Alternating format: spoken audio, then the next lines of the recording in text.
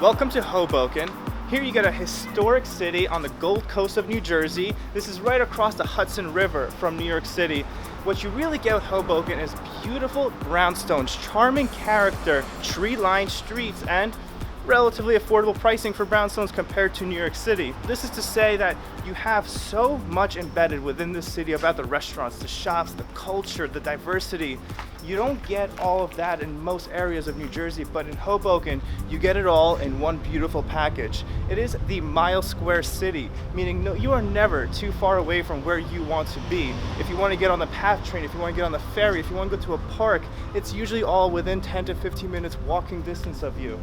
The biggest thing about Hoboken, at least for me, is the culture and diversity.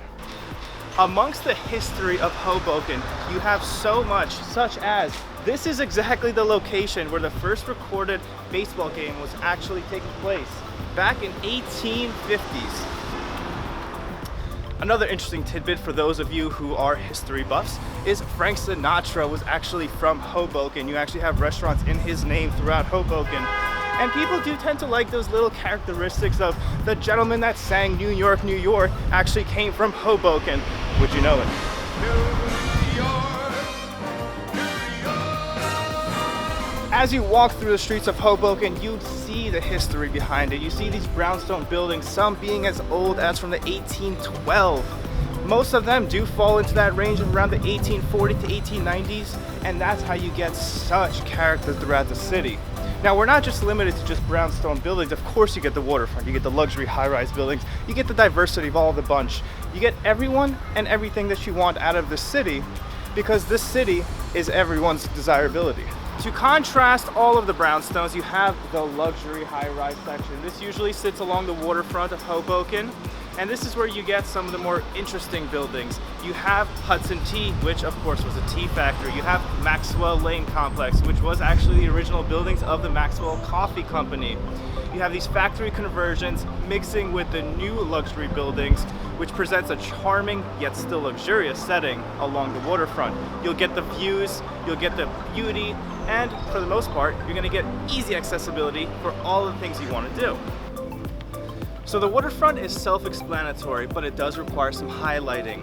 You get the beautiful views of New York City. Now from New York, you'll see New Jersey, which is okay, but from here, you get the beautiful uptown Hudson Yards stretching all the way to downtown New York City, which is a view you really don't get anywhere else in the world, and some people pay such premiums for it because it is truly worth it. The peace and serenity of the walkway here is perfect for jogging and strollers, and of course this is where all the luxury buildings are situated because they get the views, they get the peace and serenity, but don't let that downplay the brownstone buildings, which are even in more quiet settings. But just take a look at that view. Now that is something people will pay for.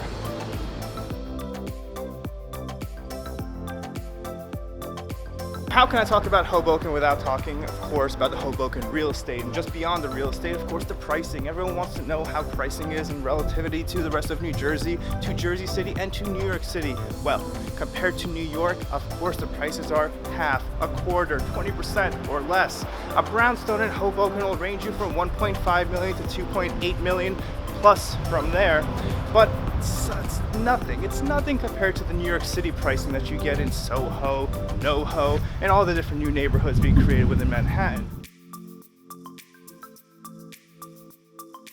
Most people that do come to Hoboken tend to not really leave Hoboken. A lot of people come to Hoboken saying, well, I'm going to be going to city. I'm going to be going into New York City for the restaurants, for the nightlife.